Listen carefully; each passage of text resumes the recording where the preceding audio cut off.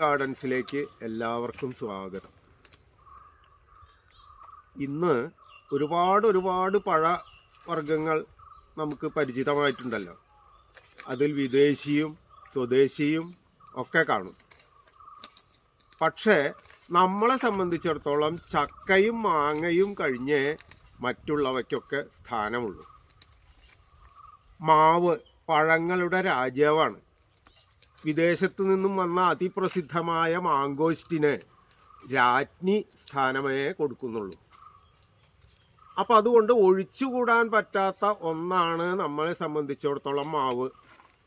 ഒരു മാവെങ്കിലും ഇല്ലാത്ത ഒരു വീട് ഉണ്ടാവില്ല.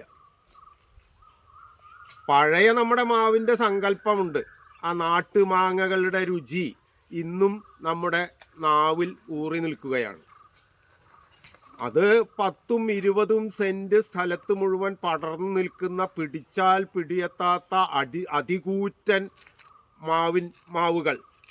അത് കയറിപ്പറിക്കാനൊന്നും ഒരിക്കലും സാധിക്കില്ല. ഒരു ചെറിയ ഇളം കാറ്റ് അടിച്ചാൽ അങ്ങനെ ഉതിർന്നുകൊണ്ടിരിക്കുന്ന മാമ്പഴം. ആ കാലമൊക്കെ പോയി.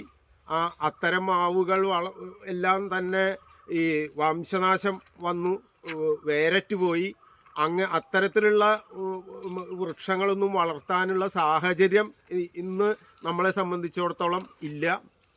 അപ്പോൾ അതുകൊണ്ട് തന്നെ ഇന്ന് ഒരു സാധാരണ 5-10 സെൻറ്റ് സ്ഥലവും അതിലൊരു വീടും ഒക്കെയായി താമസിക്കുന്ന ആളുകൾക്ക് വെച്ച് വളർത്താനും അതിൽ നിന്നുണ്ടാകുന്ന വളരെ സ്വാദിഷ്ടമായ മാങ്ങകൾ പറിച്ച് കഴിക്കാനും ആവശ്യമായ തരത്തിലുള്ള ഒരുപാട് പുതിയ ഇനം മാവുകൾ ഇറങ്ങിയിട്ടുണ്ട്. നമ്മളെ സംബന്ധിച്ചിടത്തോളം ഈ മറ്റ് സംസ്ഥാനങ്ങൾ, ഇപ്പോൾ തമിഴ്നാട്ടിലോ ആന്ധ്രയിലോ മറ്റ് വടക്കൻ സംസ്ഥാനങ്ങളിലോ ഉള്ള പോലെ ഈ മാവുകൾ നമ്മൾ നട്ടാൽ ഇതിനുള്ള ഒരു പ്രധാനപ്പെട്ട 2 ശാപങ്ങളാണ്. ഒന്ന്, കൊമ്പുണക്കം. വർഷക്കാലം വരുമ്പോൾ കൊമ്പ് ഉണങ്ങിപ്പോകുന്ന സ്ഥിതി. അതുപോലെ തന്നെ ഈ ഈച്ച കുത്തി ഈ മാമ്പഴം പഴുത്താൽ അതിൽ നിറയെ പുഴു കാണപ്പെടുന്ന അവസ്ഥ.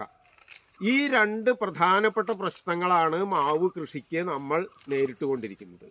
ഇത് പരിഹരിക്കാൻ ഒരുപാട് ഇനങ്ങൾ ഇപ്പോൾ പുതുതായി ഇറങ്ങിയിട്ടുണ്ട്. കൊമ്പ് ഉണക്കവും അതുപോലെ തന്നെ പുഴുശല്യവും താരതമ്യേന വളരെ കുറഞ്ഞ ഒരു ഇനമാണ് കാലാപ്പാടി. അത് നമ്മുടെ നാട്ടിലൊക്കെ ധാരാളമായിട്ട് കുറച്ച് കാലം നിങ്ങൾക്ക് മുമ്പ് തന്നെ കൃഷി ചെയ്യാൻ തുടങ്ങിയിട്ടുണ്ട്. ഏറ്റവും നല്ല മാവിനങ്ങളിൽ ഒന്നായി ഇത് കണക്കാക്കപ്പെടുന്നു. നല്ല മധുരം, വർഷത്തിൽ 2-3 തവണ ഈ മാങ്ങ ഉണ്ടാകുന്ന ഒരു സവിശേഷത, ഇതെല്ലാം ചേർന്ന ഒരു ഇനമാണ് കാലാപ്പാടി. വല്ലാതെ വളർന്ന് ഒരു പെരുത്ത മരമായിട്ട് മാറാത്ത ഒരു ഇനം കൂടിയാണ്. അതുകൊണ്ട് തന്നെ ചെറിയ സ്ഥലമുള്ള ആളുകൾക്ക് വെച്ച് വളർത്താനും, ഇനി അത് തീരെ സ്ഥലമില്ലെങ്കിൽ ഡ്രമ്മിലും മറ്റും വെച്ച് ടെറസിന് മുകളിൽ കൂടി വളർത്താൻ പറ്റുന്ന ഒരു ഇനമാണ് കാലാപ്പാടി. ഇതിൻ്റെ തൈകൾ വലുതും ചെറുതുമായിട്ടുള്ളവ ഞങ്ങളിവിടെ വിൽപ്പനയ്ക്ക് തയ്യാറാക്കിയിട്ടുണ്ട്.